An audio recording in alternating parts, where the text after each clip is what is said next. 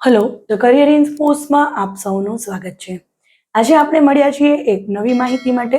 તો એક નવી વેકેન્સી આવી છે સેન્ટ્રલ બેંક ઓફ ઇન્ડિયામાં એપ્રેન્ટિસની ભરતી છે 2025 માટે। સેન્ટ્રલ બેંકની વાત કરીએ તો એ જાહેર ક્ષેત્રની બેંક છે અને એની સ્થાપના 1911માં થયેલી છે। કુલ જગ્યા 4500 છે। ઓલ ઓવર ઇન્ડિયાની અંદર 4500 જગ્યા છે।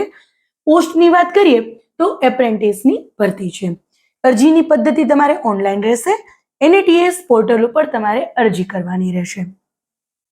અરજીની શરૂઆત 7 જૂન 2025 થી થઈ ગઈ છે અને અરજી કરવાની છેલ્લી તારીખ 23 જૂન 2025 છે। ફી ચૂકવણીની છેલ્લી તારીખ 25 જૂન 2025 રાખવામાં આવેલી છે।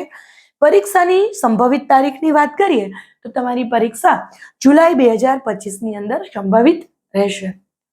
સ્ટાઇપન્ડ અને પગાર એટલે કે સ્ટાઇપન્ડની વાત કરીએ તો 15,000 રૂપિયા મહિને સ્ટાઇપન્ડ આપવામાં આવશે।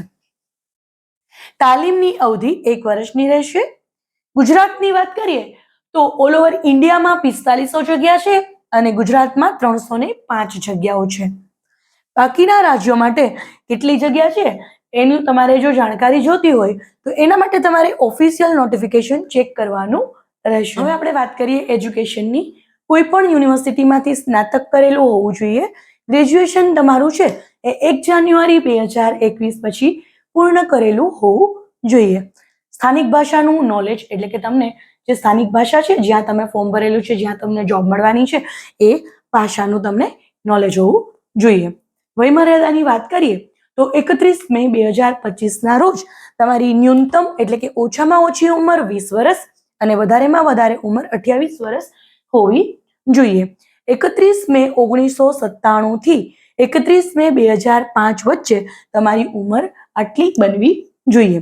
છૂટછાટની વાત કરીએ તો SC ST ને 5 વર્ષ, OBC ને 3 વર્ષ અને PWBD ને 10 વર્ષની ઉંમરમાં છૂટછાટ આપવામાં આવશે।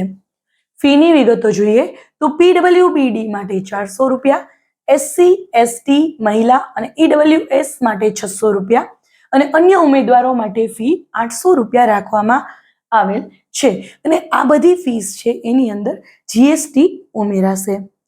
એજ્યુકેશન અને જન્મના પ્રમાણપત્રો, પાસપોર્ટ સાઇઝનો ફોટો, ID પ્રૂફ અને સહીનો નમૂનો તમારે જ્યારે તમે ઓનલાઈન અરજી કરવા બેસો છો ત્યારે સાથે રાખીને બેસવું। હવે આપણે જોઈએ પસંદગી પ્રક્રિયા વિશે। તો ઓનલાઈન કસોટી હશે, MCQ બેઝ ક્વેશ્ચન પૂછવામાં આવશે। સ્થાનિક ભાષાની કસોટી હશે, એની અંદર લેખન, વાંચન અને તમે ભાષા બોલો છો એ ચકાસાશે। દસ્તાવેજોની ચકાસણી થશે, તબીબી તપાસ થશે। આટલા વિભાગમાં તમારી કસોટી પૂરી થશે।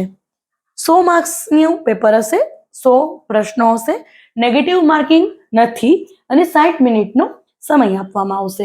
પરીક્ષાનું માળખું જોઈએ તો ટોટલ 5 વિભાગમાં તમારું પ્રશ્નો અને ગુણ છે એને ડિવાઈડ કરેલા છે।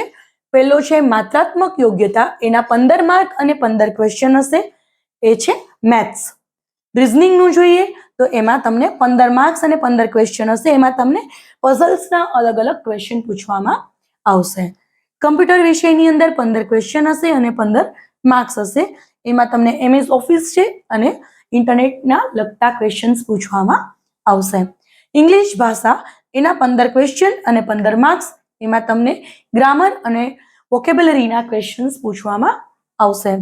નેક્સ્ટ જોઈએ તો બેન્કિંગ મૂળભૂત ઉત્પાદનોની જે સમજ છે એના વિભાગની અંદર તમને છૂટક ઉત્પાદનોના 10 ક્વેશ્ચન અને 10 માર્ક્સ હશે, એમાં તમને એકાઉન્ટ અને લોનને લગતા ક્વેશ્ચન હશે।